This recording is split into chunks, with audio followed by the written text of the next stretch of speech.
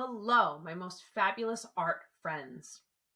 This week, we're going to use the lines that we reviewed last week to create a crazy lined hair portrait.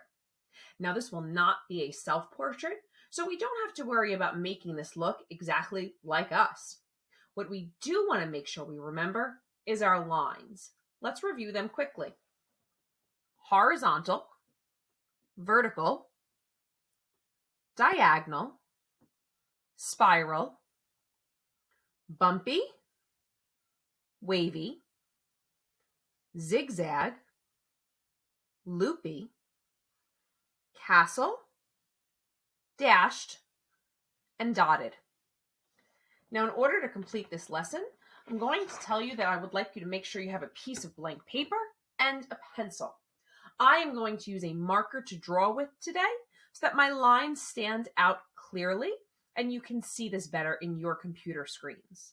Now, the great part of using a video is you can stop and pause and slow down and take your time if I go too fast. So, we've got that paper and that pencil. Let's get started. We're going to make sure today that we hold our paper portrait style. That is long ways up and down just like this. We want to make sure that we are not holding it landscape style because that's for drawing forests and we're not doing that today. So holding my paper portrait style with pencil in hand, I'm going to find the middle of my paper and I'm going to create a large letter U. Kind of has hooks on the end of it. And I'm going to close that using one of those lines we just reviewed. I'm going to come down to the bottom of my letter U and add two curved in lines, sort of as if I was making a tree. I'm going to hook onto the end of those lines, go over, up a little bit, and then down to the bottom of my page. I'm going to repeat this step on the other side. I'm going to add a letter V right at the bottom of that neck and two lines to create arms. Now, before I add my crazy lined hair, I have to give my person a face. And we're going for a cartoon look this week, so have fun with it. Going to give my person some nice big eyes.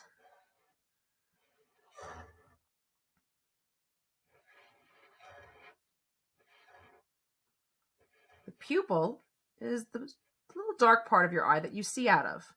It helps if we leave a little white space in there. The iris is that bigger part where the color is. Make sure that I give my person some eyebrows.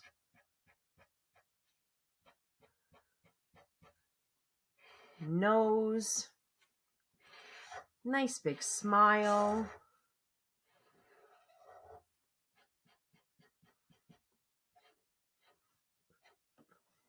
Now, when I go to add my crazy lined hair, I'm going to make sure that my hair comes out of the head and goes straight to the edges of my paper. I don't want to stop anywhere in the middle because that's going to get confusing when I get to my coloring later.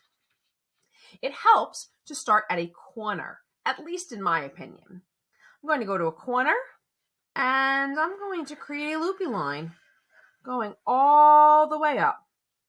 I'm going to continue to work my way over to the other corner of the head. So here I'm actually going to go loopy the other way. And I'm going to add a dashed line in between those two. I'm going to come over here and create a zigzag line, all different size zigzags. And I'm going to do another wavy line right over here. I think a castle line will look great coming out of this space.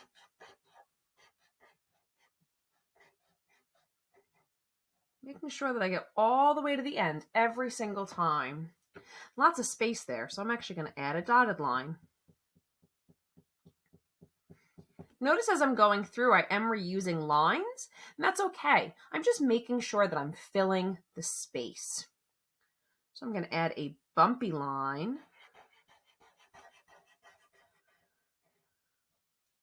And we're going to add another zigzag right there. Now I don't want to leave all of this space blank. So I'm going to continue to create hair down to about where the middle of the nose is. These last lines are going to come down to the corners of my page. So I'm going to continue to work my way over here. I'm going to add another dashed line. I'm going to do an upside down castle. Huh, silly me. It looks the same. I'm going to create another bumpy line, some wider bumps. And I'm going to close this one down here with a loopy. I like those loopy lines to close my pages. Coming on over here, I'm going to continue to do the same thing. You can repeat a line as much or as little as you like. You get to choose.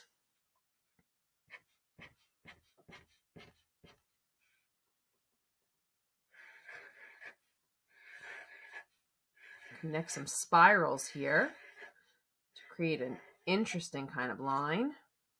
And I went a little too far down there, but it's okay. I'm going to bring that over to the edge. And to fill this space, I can use shapes. So we reviewed these also last week. I'm actually going to use some shapes to fill up some more spaces.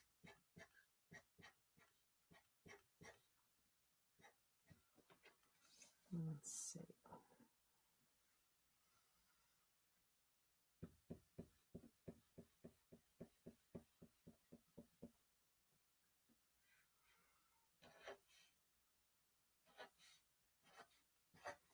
Now, when you're done adding all these really cool designs and details, you're going to add color. We want bright, bold colors this week. I want you to make sure that as you color, you create a different color in each section. Use your lines as your barriers. Maybe you want to create a pattern. Maybe you want to use all the colors of the rainbow. Have fun with it, but make it bright and colorful. Check out my completed colored piece that is attached to the assignment so you can see exactly what I'm looking for. I cannot wait to see yours. Have fun!